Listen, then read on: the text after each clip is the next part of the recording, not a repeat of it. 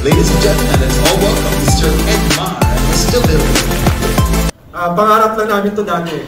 As in, way back ilang years, pangarap lang namin i-connect yung mga content creators, yung mga brands, and other people pa na pwedeng makatulong sa amin to create legacy. Na mag-create ng mas maraming content creations na talagang solid at mamahalin ng masa. At the same time, katanggap-tanggap sa business opportunities na pwede pang ma-offer. So seeing you right now lahat, yung family, friends, business partners, creativity talents, grabe kayo. Salamat sa tiwala na binibigay nyo sa akin, sa company also, sa CreateTV, and also the brand partners.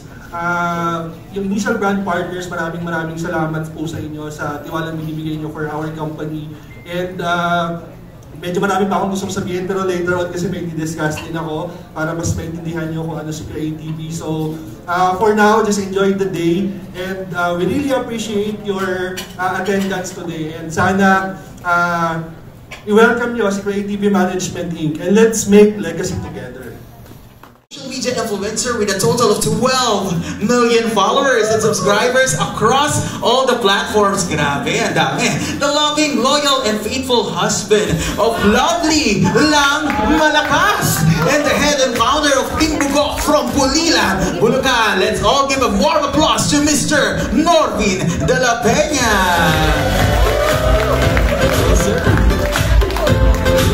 Next. Ano ba sasabihin ko rito, Sir Edmar? Tatawagin pala ako. Ayun, welcome nga pala sa grand launching na CreateTV Management Inc. Yun, nakakatawa kasi ang dami nagpunta. And maraming salamat sa mga brands na nagtiwala at yun, sumali kagad sa CreateTV Management Inc. Ano nga ba ang CreateTV Management Inc. sa amin? Yun, behind this CreateTV, kay Sir Edmar. Yun, nakilala ko siya nag-aayos ng mga pages namin, violations, hanggang sa yun, ginawa na nating parang business to para maging legal lalo na sa mga content creators na kagaya namin. So, ewan ko ba't ginawa akong COO ba yun? Chief Operation on Board ba yung boss? Hindi, kasi sumasangayon lang ako lagi kila Sir Edmar, kaya yun, nilagay ako COO. Yan, maraming salamat sa nagpunta rito sa CreateTV Management Inc. And sigurado may tatawagin pang mas bigatin sa akin. Across all platforms, you name it, Instagram, Facebook, and TikTok. He's the eldest of the most beloved. You know the name? Kapinpin Brothers from Cabanatuan City and the founder of Surge Apparel. Let's go and give it up to Mr. Gavin Kapinpin.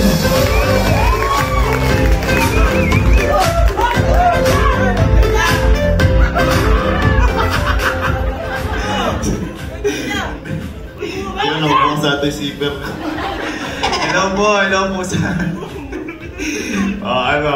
akala nyo joke. Ayaw po kasi maniwala nung pamilya ko na parang, sabi ko po kasi ngayong araw, parang magbobos-bosan ako ganyan, parang kunyari may yung, paano tawag doon? Mga partner na ganyan, sa kumpanya. Kaya di sila makapaniwala ngayon dahil ako po ay CMO ng Creative. Actually, hindi ko rin po alam ibig sabihin ng CMO. Kung pa lang ako, nilagyan nila ako ng pangalan pero mabagsik. Opo, ayan po, isa po ako sa nagtiwala and naging partner na po ni Sir Edmar kasi po, yung vision po kasi ni Sir Edmar, hindi ko ma-vision nun. Kaya, sumama ako sa vision niya para maging totoo yung vision niya. Di ba? Sabi nga nila, kumampi ka sa malakas. Ayun, kaya maraming salamat po sa lahat po ng content creators din po na nandito. Sa lahat po ng mga sumusuporta. Kasi po ginawa po ang CreateTV Management para po makatulong sa bawat isa. Win-win situation parate. And also, nakita ko rin po kasi na oo nga po, parang wala pang ganito na nangyayari. So, sobrang saya ko lang po dahil naging part ako ng umpisa. And sa pagtaas po nating lahat, sana magkakasama pa rin po tayo lahat. And sana mas madagdagan po tayo lahat Kaya po, parinig naman po na isang malakas na palakpakan para po sa tagumpay po natin lahat yan. Maraming salamat po. Thank you mga panyero! History muna, or yung background kung bakit nabuo si Creative.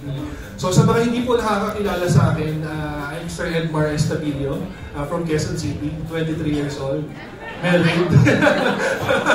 Pinabataan. Anyway, I do social media management for business owners, different brands, iba't ibang business industry.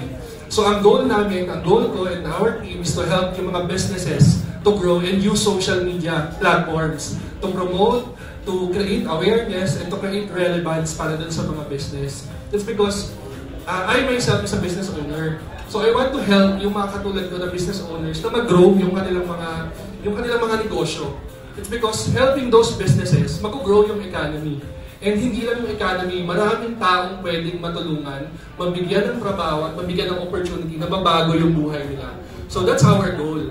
Yun yung pinaka naging sandalan ko for me to be able to build this parang pangarap kong kumpanya. Okay? So, nung nag-handle ako ng mga businesses, mga business owners for different industry, since 2015, naka-encounter ako ng maraming problema sa social media. So, nagkakaroon ng violations, na-restrict yung ads nila, nahirapan sila mag-boost, gumagastos ng malaki, pero yung outcome for the boost, sobrang bagsak. So, that's the reason na sabi ko, merong opportunity sa social media for the content creators and the business owners. But the problem is, meron silang problema na walang nagsosolve. So what if isa ako sa mga mag-solve ng problema? It's because wala sa social media or sa online na masyadong nagtumutulong to solve yung mga problema na yon. Again, for the business opportunity, if maraming problema, marami kang pwedeng matulungan. Especially kung gagalingan mo or kumbaga i-enhance mo yung skills mo, especially for the troubleshooting. So doon nagsimula yon. Kaya I'm happy to see yung mga kaibigan ko nag-start ng mga negosyo dati, yung way back pa before the Creative, before pa i-create yung isang company, like si Sir Redsky and Sondra. So before, naging client ko na siya before. I mean, up until now, nag-grow yung kanyang company, lumalakas yung net, yung kanyang awareness, yung reach, even the sales, even the connections. So yun yung legacy na nakita ko na gusto kong ituloy. Kaya nung naghanap ako ng mga tao na makatutulong sa akin to build this company. Kasi sabi ko parang kung ako lang mag-isa, may hirapan ako.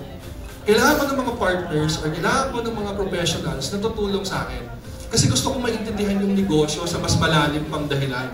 At ano yung purpose pa. At the same time, there's so much opportunity after the pandemic na sobrang lumakas yung content creation. Na hindi nakita ng iba yung power of doing content creators. Ako, sobrang linaw sa akin. Nakikita ko yung future ng content creators. So sabi ko, kung maghahanap ako ng partners na katulad ko na sa business lang din, may hirapan ako to connect with content creators. Kasi hindi ako nagko-content eh. Ang akin lang is to help them to solve yung mga kanilang problema. So, may nilapitan ako ng dalawang partners.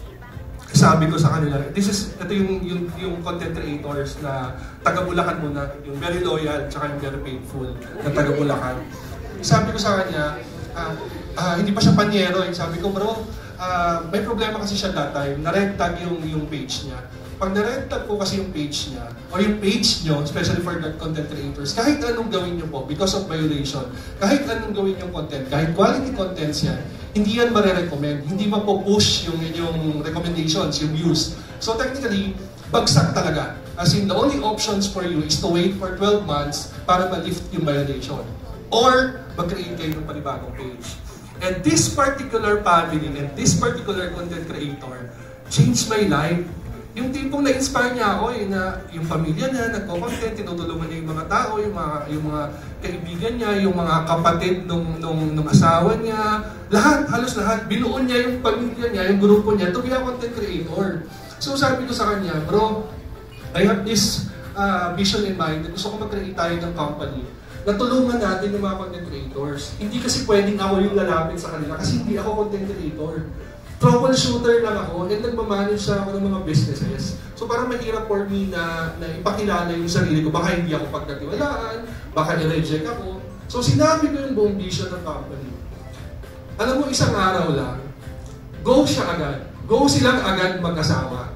Ganon kabilis. It's because siguro naramdaman nila yung sincerity for me bago pa mabuo yung company, natulungan ng mga content creators, even the business owners. So I would like to say thank you to Mr. Norby de la Peña and kay Ma'am Lovely. Nakatandaan ko ngayon. And hindi ko makakalimutan, birthday niya, na-solve namin yung violation. Umiiyak pa siya that time. Thank you, sir. Followed by Mr. Steven Uy. Mr. Gavin Kapitpin. Mr. Norvin de la Peña. Our CEO, Mr. Edmar Estabilio. Mr. Zermi Galicia. Sir Brian Harold Magaling. Right, find your places, sir. Mr. Martin Lance Dizon. Mr. Sherwin Gonzalez. And of course, Sir Kevin Roger Samonte.